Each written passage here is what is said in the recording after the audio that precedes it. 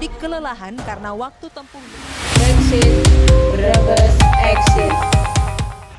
Halo sobat, di video ini kami akan mengupas salah satu video YouTube yang berbicara mengenai kenapa jalan tol bisa macet.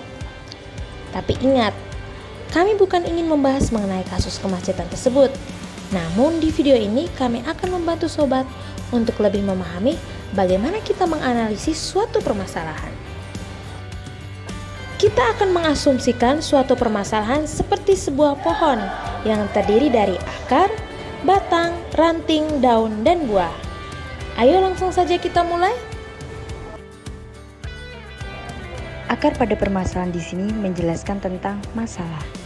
Kita awali dengan membahas mengenai akar dari sebuah pohon, yaitu yang dimaksud di sini ialah apa pokok masalahnya. Pada video, kenapa jalan tol bisa macet? Tentu saja yang menjadi pokok permasalahannya yaitu kemacetan yang terjadi di pintu tol Brebes Exit yang kemudian dikenal dengan nama fenomena Brexit. Meluapnya jumlah kendaraan yang datang dari DKI Provinsi Jakarta, Jawa Barat, dan Banten menyebabkan kemacetan lalu lintas pada pintu tol Brebes Exit hingga puluhan kilometer. Kemacetan lalu lintas hingga puluhan kilometer, puluhan jam, dan juga bahkan banyak memakan korban jiwa hingga orang meninggal karena lingkungan yang penuh tekanan dan keras.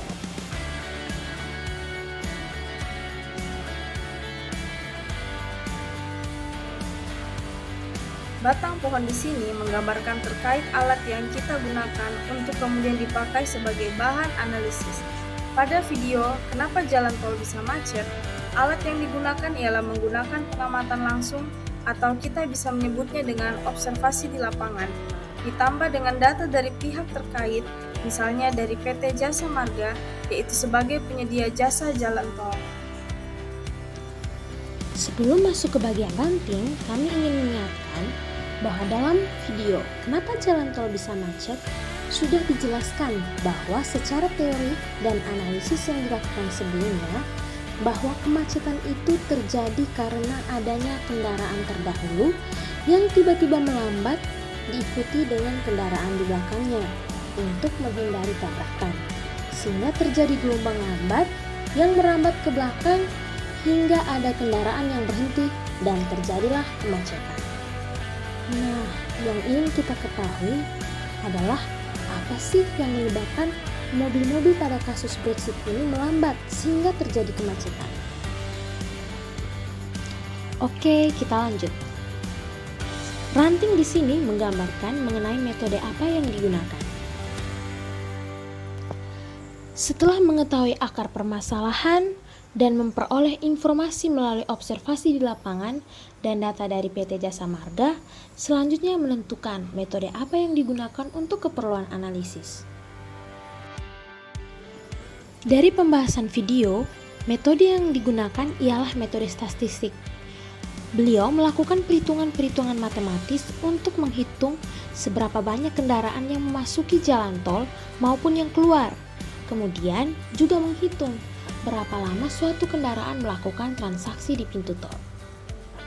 Beberapa perhitungan matematis yang dilakukan ialah mulai dari menghitung waktu tempuh Jakarta menuju ke wilayah terjadinya kemacetan, yaitu selama 5-6 jam.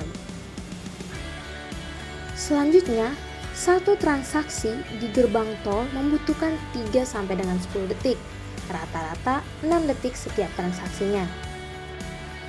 Kemudian, kendaraan yang melewati pintu tol Brebes Exit mencapai 300.000 kendaraan sehari pada jam puncaknya, artinya sebanyak 12.500 kendaraan per jam. Sehingga perkiraan jumlah transaksi dalam satu gerbang adalah 450 kendaraan per jam. Dan untuk 5 gerbang tol kapasitasnya diperkirakan 2.850 kendaraan per jam.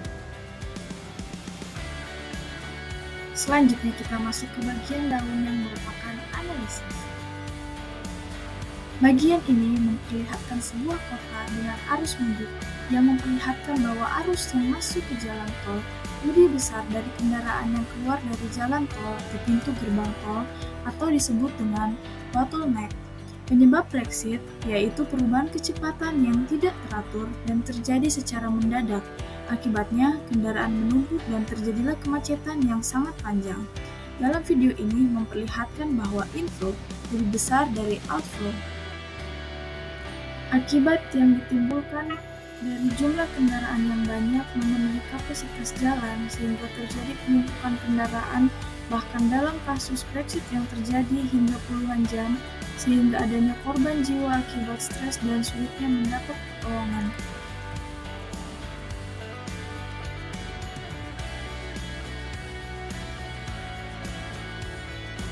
Lalu, bagaimana caranya agar kemacetan seperti ini tidak terjadi di kemudian hari? Dalam video "Kenapa Jalan Tol Bisa Macet?", solusi yang dipilih ialah dari sisi infrastruktur, kapasitas jalan dan gerbang tol harus ditingkatkan atau jumlah kendaraan yang harus dikurangi.